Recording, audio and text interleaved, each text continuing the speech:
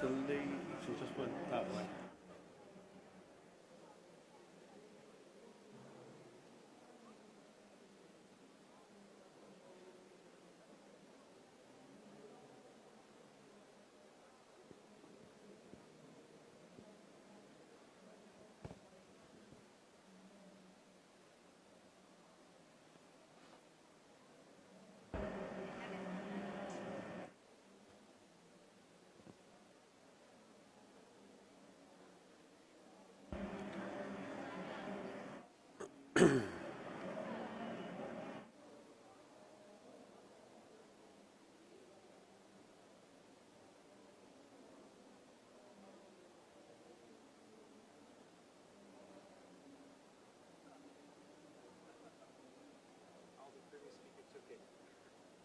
Looks great.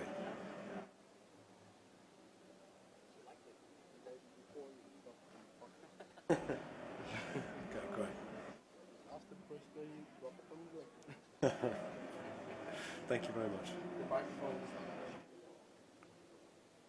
Yeah. Oh, not yet. Okay. Good afternoon, everyone. Welcome to Lion's Den. During this session, we'll be using Slido. It's very easy. You can either type in slido.com into your browser on your smartphone, or you can open your IBTM app, and you can just select Slido, and it will take you to the app. So what this does, you can send questions for the speaker, and after the presentation, we will take questions from Slido. You can also upload the questions you like the most. So enjoy your session and have a great time. Hello, my name's David Ball. Can you all hear me all right? Yeah? I want to find out a little bit about what you want to get out of the session today on Young Talent. So I'd like to find out a bit about why you're here. So please tell me a bit. Why are you here? So hello. I'm also looking for better job opportunities as I'm a millennial and just started my career path. So to know what companies are looking for, to maybe change a bit of my skills to get some new knowledge to be better professional. I think with the various generations that we have now operating in the workplace, it's actually good to try and understand them a bit better. So let's see. Okay. Hello, I manage and run internship programs for my own company, so I'm always looking for new tips on securing, procuring, and finding the right talent. As I deal a lot with young people with service agencies, I would like to see how I can recognize young talents and use them for my company. Our goal here is to know how to manage with young people, and then when we have it in our company, how to maintain the young people and young talent at home. It's not easy. Not easy. It's almost the same in the same company. Same? Yeah, that's fine. Okay, thank you. I'm come from China, and because I'm just for visit, and when I graduate, I want to own my own business, so I come here for visit and networking. We're looking to combine the different generations within our company and to see how we get everyone engaged. Thank you. I just started my career in the events, so I'd like to get some new tips to carry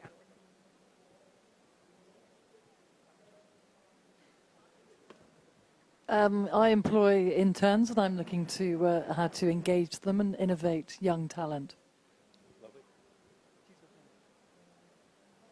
Hi, I'm a reporter, and I'm looking for a compelling news story on industry trends.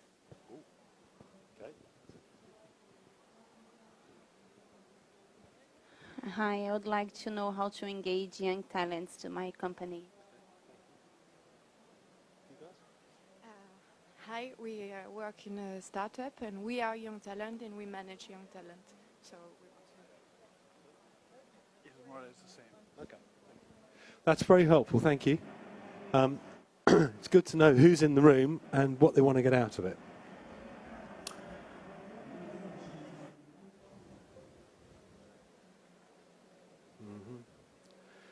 So, my name's David Ball. I'm actually waiting for my presentation to load up on the system, but I'll tell you a little bit about Brandfuel while it's doing that. So I'm the CEO and founder of the company. I started the company very reluctantly 11 years ago. I never wanted to own a business. But I was given an opportunity by a client. And the client said to me that he would give me a huge piece of work on one condition, and the condition was it had to be my own company. So I set the company up, I started it. Within the first year we had 3 employees. We turned over £2.8 million.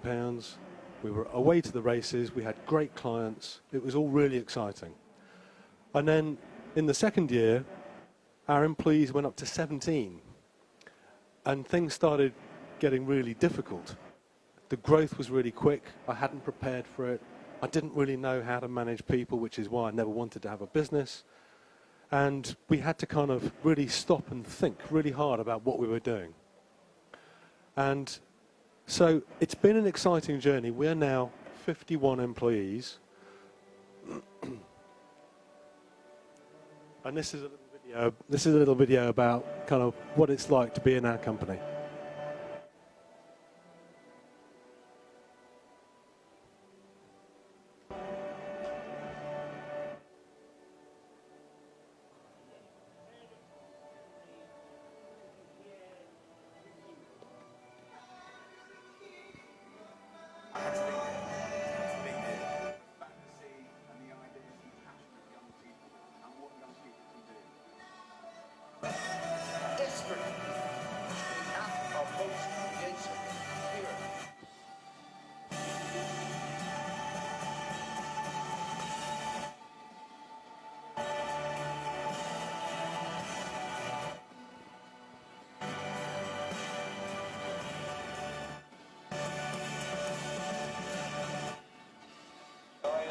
Life shall come from fulfilling one's potential on earth, and that is by making good use of our lives. So I really don't think Professor Hawking could have put it any better. He says, joy in one's life should come from fulfilling yourselves in the best possible way, making the most of your time. I want to set a little challenge. And the challenge is this. Do you actually, as a company or a person, have the right mindset? I want us to look at really closely who millennials are. I want to have a look at some of the tools that you may or may not have in your organization to engage them. So here's the challenge. Most people aim at attracting and securing staff and really don't go much further than that. My premise is this.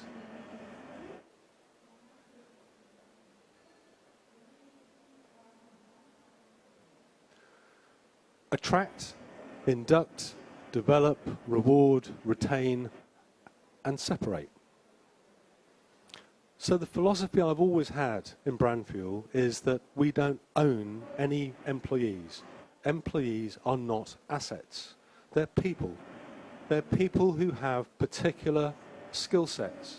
They're people on the beginning of their career journey. Work has changed. Jobs don't exist for life anymore as they used to. People actually want to have different experiences and they expect to do so. So the way we run the business is with one vision. And that vision is quite simply to develop the best people. How do we do that? Well, we'll come on to that in a minute. But think about the vision. If you change your mindset and say, I am actually happy to let go of my best employee because I know if I do that, they're going on to something much better for them. There is no point in me having people in the company who could be better off somewhere else. I don't want them.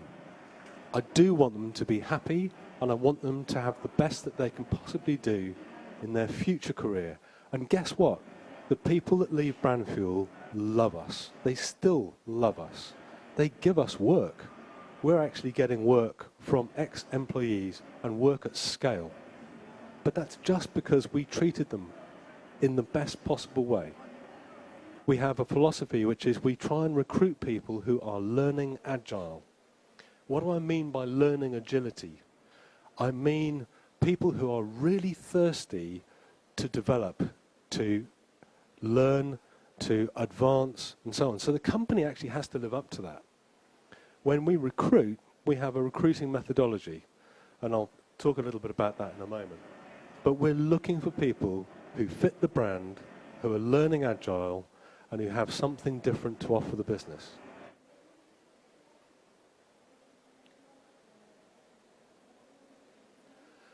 So I really want to talk about this breed of people, the young talent, often called millennials or Gen Y. Who are they? You know, we know they're agile and informed and creative. They've been born into a much more digital world than I was. They expect different things, but let's look at exactly what they expect. First, millennials want to be emotionally attached to their organizations. Emotional attachment to a business. I did a talk earlier this morning talking about the value of bringing emotions into events and how that's really good for brands. Well, do you know what? It's really good for businesses too. And millennials want that. What else? They want to do well by doing good. Millennials have a serious conscience at their heart. They want the world to be a better place and they're prepared to work hard to do it. I know this from a personal point of view because I have a daughter who's 24, nearly 25, and a son who's 23. And guess what? They both have this incredible sense of wanting to do good, which I don't think existed in my generation. I think we were much more selfish, much more competitive.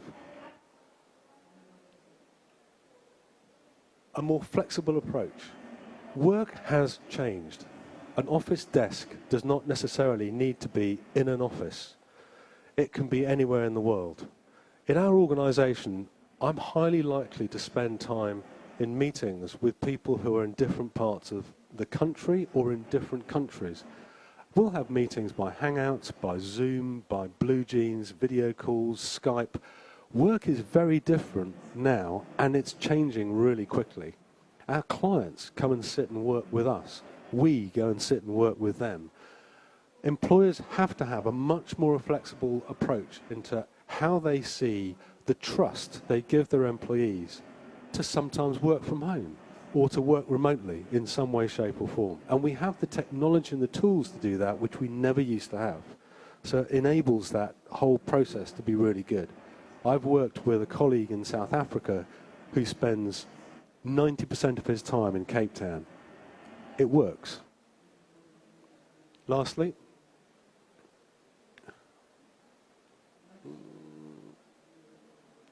personal growth. So yes, millennials and Gen Y really do want to grow. You cannot bring them into your organization and not train them, not develop them. And that's not just about training and development, it's also about potential career path, clarity, and all those other things that go with it. So it needs some structure.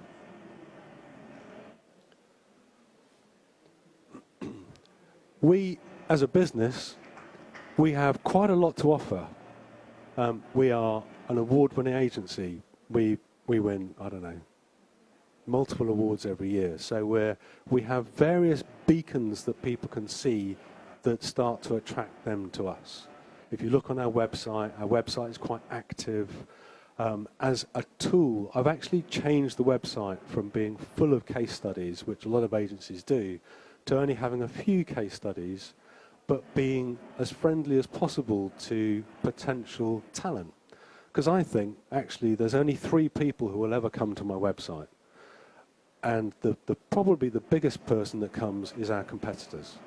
So why give them all your information? The second biggest group of people is people who want to work with us. And the third is potential clients. So we changed the whole methodology of the website to be a bit more lean and mean and good for attracting talent. And that goes to all of your other social media channels. So we have a blog. The blog is about thought leadership in the event world. It's not just about us. We have social media channels, Twitter and Instagram. We don't use Facebook very much, but we do find Instagram's pretty good. And all those things actually are great. They're great for people to be able to check who you are. But more importantly, what millennials are looking for is your character, your values. What do you like as a business? And you need to be able to put those across in a way that people go, I love the look of that company. That's where I want to go. So we get probably half of our new staff are referrals. They're either referrals from people within the industry because we have a good reputation, or they're referrals from other organizations, or they're just people who have done their own research and like what they've seen and come to us. Yes, we use recruitment agencies. What do we do with recruitment agencies? We work really, really hard to bring them into the organization to show them what we look like, so that when they're talking to people, they don't send us people that wouldn't fit. So we build very strong relationships with recruiters. So in fact, there's probably only 2 we use, but they know us inside out. And they'll never send us somebody to interview that wouldn't fit our brand. And that is a really important thing. We do understand young people. I put this slide in because this was a moment during One Young World, which is a global summit for young leaders, when we had Jamie Oliver in a Westminster studio because he couldn't be there in person, and this was in Johannesburg. And 1,200 young people all saying hello to him. And it's a wonderful moment. But the point here is, I started working with Havas to create this event, and we worked on it for 5 years.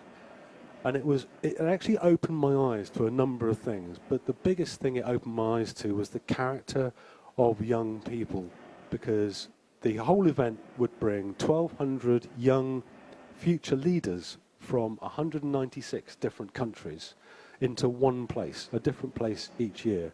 And what were they there for? They were there to discuss and debate all of the things that are worrying them about our world.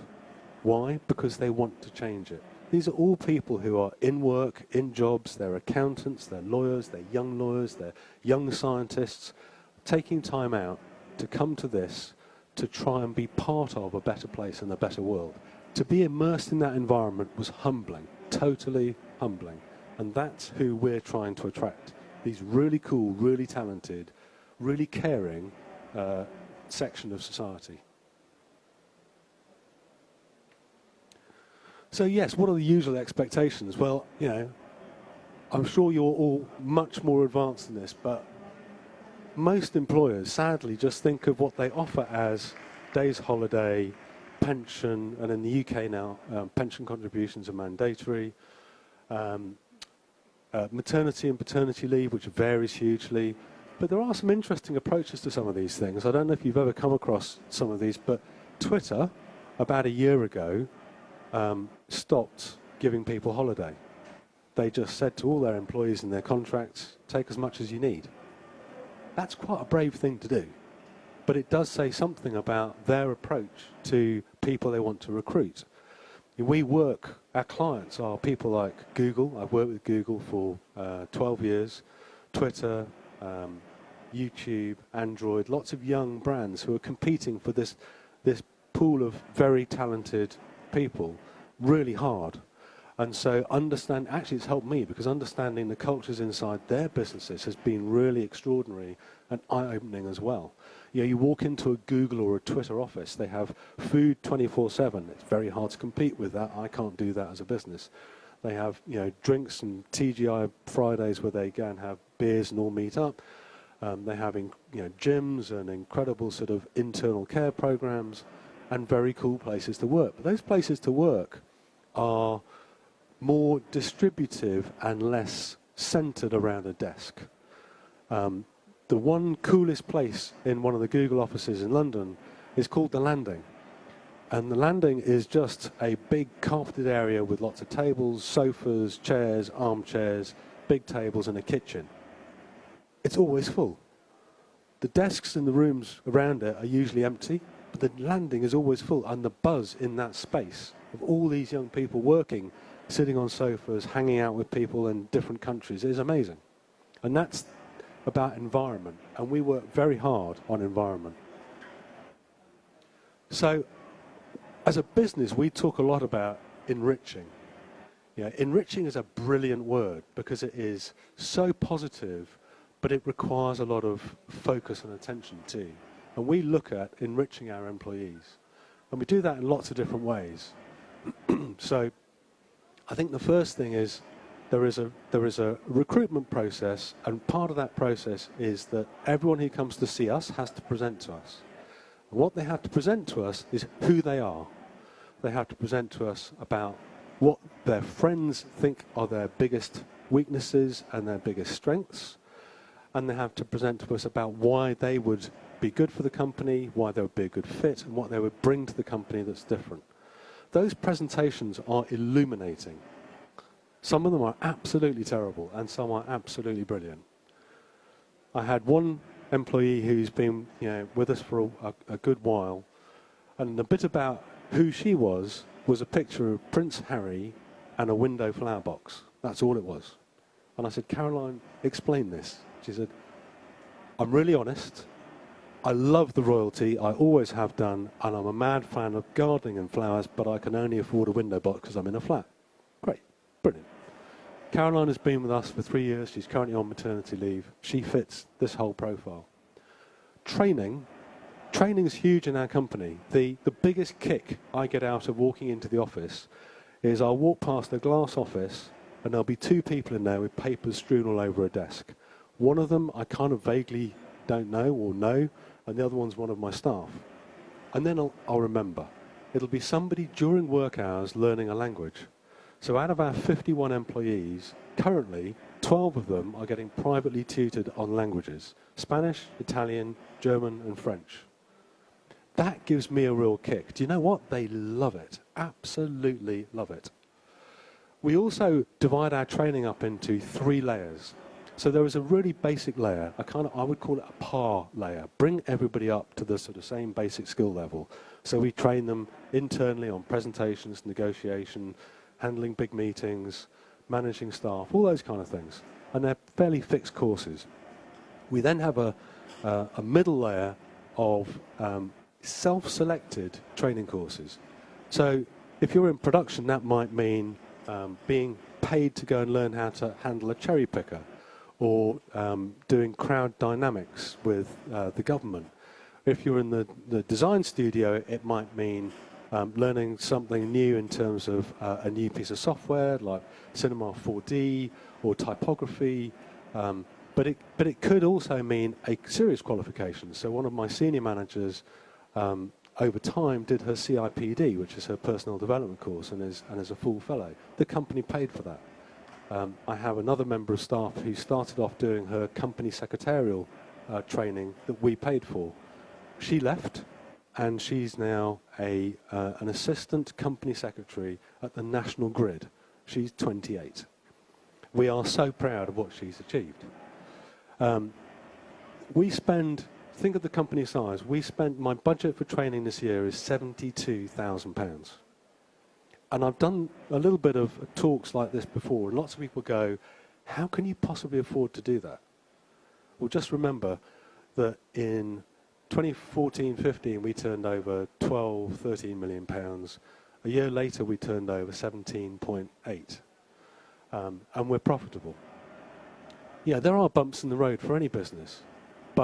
And I'm fortunate because I own the business, so I can spend the money how I want. But I personally think that I get much better engagement of my staff because I'm working so hard to make them better people. And sometimes that means moving them around departments too. And we're really willing to do that, where we take somebody in. So we have, we mentioned interns. So we have an intern program, and years ago, I did what everybody else did, which was you get an intern in and you pay them kind of expenses and travel. We stopped doing that. It's wrong. So we pay them a proper wage, and we get them in for a decent amount of time. So it's a minimum of 3 months. I would say out of the 4 interns we take a year, half of them get a permanent job with us.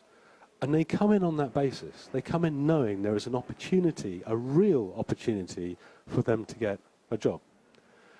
But you have to work hard at it. Having interns in the business, and we also do work placement for school kids, because I personally think it's really important to give kids a work environment to see and understand early on, because it's not as scary. And we're a good business because we're a fun, young, creative business. We're a good business to do that with.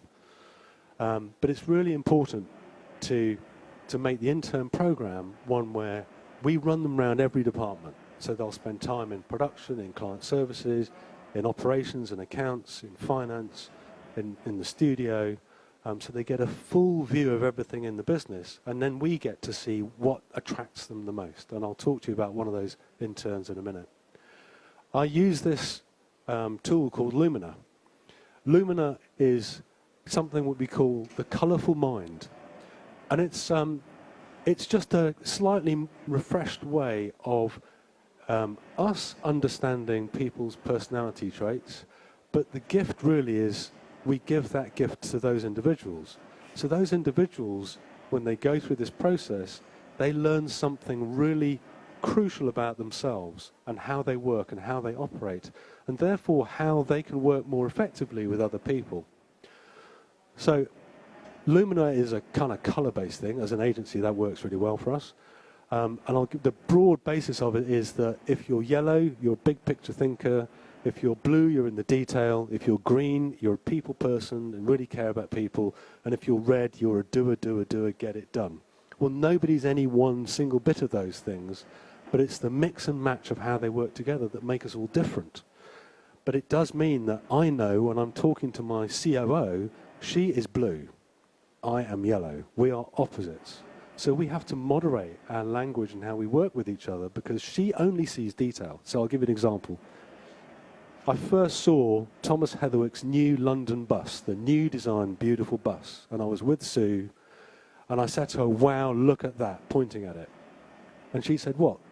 The advertising? She didn't even see the bus. She just went straight to the detail of the ad on the side of the bus. And that's the difference between us. Lumina has been incredibly good for helping our teams to work together better. And it's been great for young people coming into the business to know a little bit more about who they are. We like to kind of monitor as a business what we're doing. We did Investors in People quite early on and got a silver straight out of the box, which is pretty good. But actually the most important thing that came out of this was it showed us a gap analysis of some of the things from a company and personnel point of view that we could improve on. So it was hugely valuable from that point of view.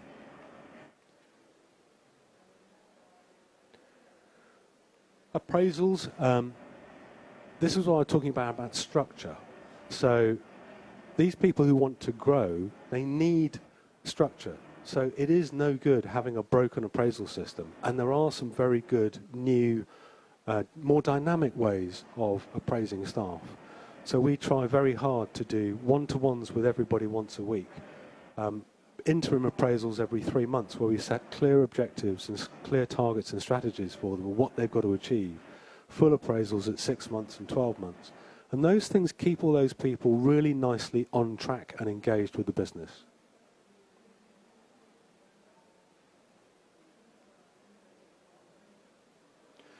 Brand values. Why would I have brand values up here? Well, you probably get that I think this is really important, that as a company, you should know your brand values. Who here, hands up, who knows their company's brand values? Yeah, okay. It is really important because when you recruit, what you're really trying to do is to find people who fit your business. And our business, that says it all. Creativity, agility, nurturing, dependability and collaboration. They work really well for us, and we can soon tell when somebody doesn't have the right fit or when we make a mistake. And they provide us with pillars to guide us and to help us make better decisions. We also have a working manifesto. I won't go through this, but it's a bit more character of the company. So, yeah, little things like we're on a quest for adventure. we are an adventurous business in terms of in work and out of work. We let success go to our hearts, not our heads. We spend a lot of time working with charities, and I'll come on to that in a minute. So we've talked quite a bit about culture and the company. One of the things we have introduced in the last 3 years is that we take the whole business out for a day where the business works on a set of charity problems. So we try and engage with usually the local community and invite 3 charities to give us their 3 biggest problems. And we make it a competition. So we split all the guys up into teams, and we work for a day on solving those problems. This was making a video. So it also had some training in it, in the sense of people had to storyboard the video. We learned a lot about storytelling as groups. It gets you to work with people you wouldn't normally work with. Each group had to produce a 30-second video that solved the charity's problem. And the gift was that whichever got voted to the top, we would then go and do, and we'd then work with that charity, and we'd put some cash into them, and we'd also then engage various people in the business with them. And we've done that very successfully with about 5 different charities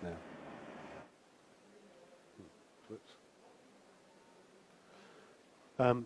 After 10 years, we celebrated with a book. I kind of put this in because it was a 10-year book, but the book was 100 pages of 1,000 quotes. That's 1,000 testimonials from staff, from suppliers, from clients, and ex-employees, all saying amazing things about the business, which was quite humbling. Yeah, that's great. So this is Rob. Rob didn't go to university. He left school. He hated school. He was academically not particularly good, but he didn't see the point. Society doesn't look after people like Rob very well. I know that because my son Jack was exactly the same. So Rob eventually found us, and we said, okay, we'll put you on our internship program. And he was really, really interested in production. So I gave him to Andy, our production director, and Andy had him for about 4 or 5 weeks. And in that 4 or 5 weeks, he was amazing. He turned his hand to everything. He was totally engaged. Everyone in production wanted him on their jobs. And in that first 4 weeks, he went to Davos. So literally, he's 19. He was in Davos at the World Economic Forum working on a big job we do for Google. In March, we employed him full time. And he came here to Mobile World Congress, working with the Mobile World Congress team. He's since changed departments because he's since realized that actually what he loves is design. So he's moved into the creative studio, and for the last 6 months, he's been learning Cinema 4D, and he does all of the renders for the furniture that we put into our event work. This guy is amazing, but no other business would have taken him on or even given him a chance. And I think that's really personally very important, and that says a lot about the culture that we try and keep in the company. This is Hannah. So Hannah was a first-class English graduate. She came to me because she had absolutely no idea what she was going to do. And it was a referral through a friend. So Hannah came on board and I said, I think you should work in a comms department and write because you're an English grad. And she was okay with that. Then she started doing research. She's now been with us a year. She writes all our external comms, all our thought pieces. She's a blogger. She's our blogger. I've been training her externally with Ogilvy and Mather as a planner. Hannah is going to be a planner. She will leave us and go to a big ad agency through a different route because she hasn't applied there straight as a graduate, but we will have got her to be an amazing agency planner, and we will be super proud of what she achieves. She's very, very bright. But again, she would never have found us that way. These are some of the charities we work with. So we have one big charity, Hope and Homes, that engages a big chunk of employees, both doing charity work outside of the office and on projects for them. So we did a big dinner at Abbey Road Studios where we did all the production and we give them massive charity rates, but it's a fun job to do. We worked with DFID to do a 3-month campaign where every bit of money raised was doubled by DFID. The aim of the campaign was to raise £800,000. We did all the social media, all the digital, the film work and everything else, campaign strategy. It raised £2 million, which got doubled to £4 million. And again, that's, you know, people in the business are so proud of what we've been able to achieve doing that. School of Hard Knocks were one of our winners. So when we did a company away day, we all decided that we wanted to work with School of Hard Knocks. They said what they really wanted was a rebrand and a new website. We did all that for free, but that was all done internally by our design studio and our client services staff. Make-A-Wish, we are doing their worldwide website, I believe, fairly soon. And King's Limb Trust is a limb reconstruction trust that focuses on helping people with psychological issues when they've had severely broken limbs. And they have no money, and they have no creatives in-house, so we've gifted them our time. And it means not focusing on one charity means that people in the business get a chance to really choose about where they want to put their working for good. Oops.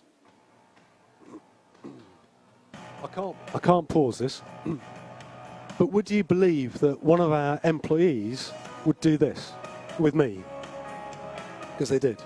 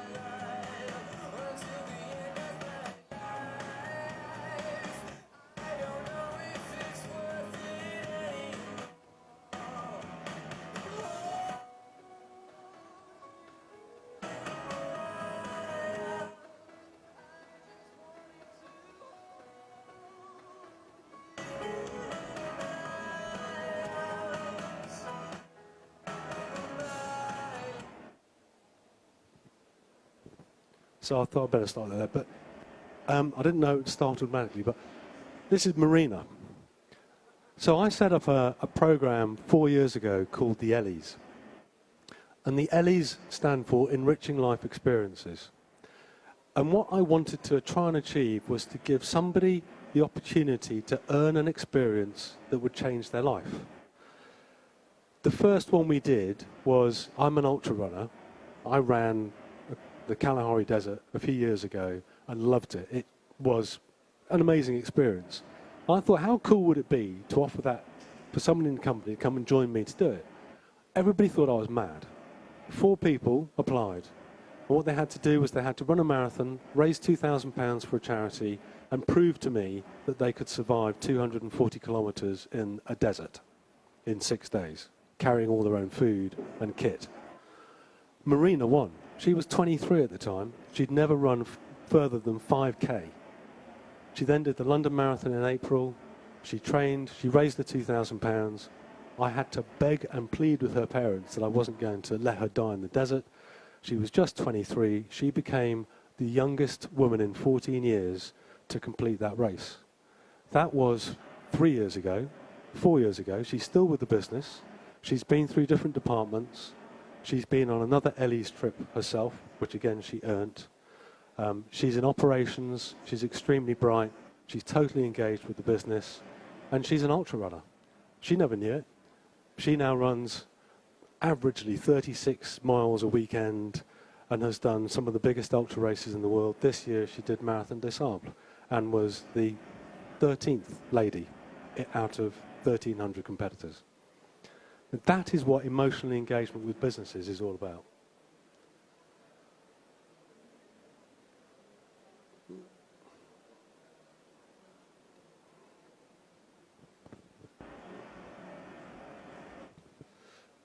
This is a trip we did the following year, and I thought I should try and open it up to more people in the business, because not just people who are physically fit, and we're quite a physically fit company. So with Hope and Homes is a charity who measure their success by closing orphanages and childcare institutions. They do a lot of work in Rwanda, and when they close an institution, it's because they placed all the children out of the institution into loving homes. So I gave people the opportunity to earn a trip for a week to go and see their work on the ground in Rwanda, in Kigali and Gisenyi, and to really get underneath that kind of experience. They would never have had the opportunity to wander through villages where people had, in abject poverty, and to see the state of the inside of some of these incredibly appalling orphanages. And it was such a harrowing visit. They were driven by one of the genocide survivors, who I won't tell his story, it's horrific. But it made a difference to them that when they came back, I had 4 letters on my desk saying that was a life-changing experience for me. I gave them one brief respite, which I'll show you because it's funny. I gave them a day where they walked up the mountains to go and see the gorillas, because I really felt they'd earned it after all the hard work. And who knew that one of your employees could take a selfie like this?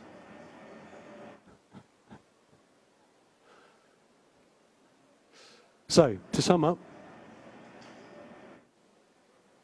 you really need these people to be emotionally attached to your organisations. And I'll add to that a stat I didn't give you is that 91% of millennials will be in their company for between 2 and 3 years. The average for millennials to stay in business is 2. Most of ours are 4+. I'm not aiming for it to be that. That's just how it works out. Do well by doing good. Have a flexible approach to work.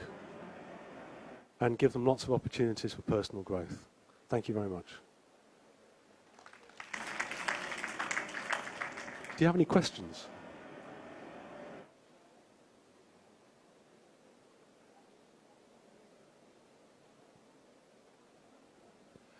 The answer to that is absolutely yes. I don't think there's any formula for how long though. I think you have to really take it on a case-by-case basis. When we had Rob was in production for quite a while before we realised and he realised that it wasn't really for him. But it was also because it took him time to look at the studio and spend time seeing what they were doing to see where he wanted to go to next. But I do think it's important that people know that they're not stuck in one rut in your business, that it is possible for them to move to different parts.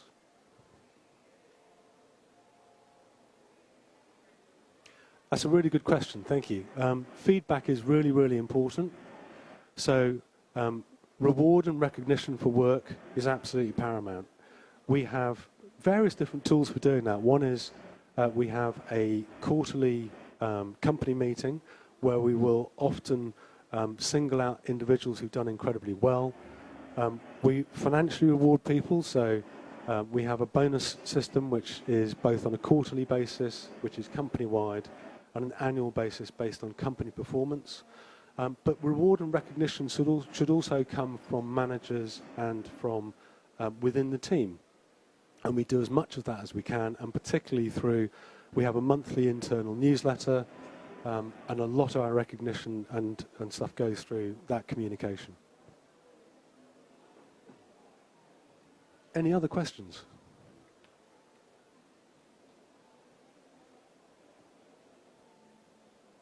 Thank you very much. Thank you.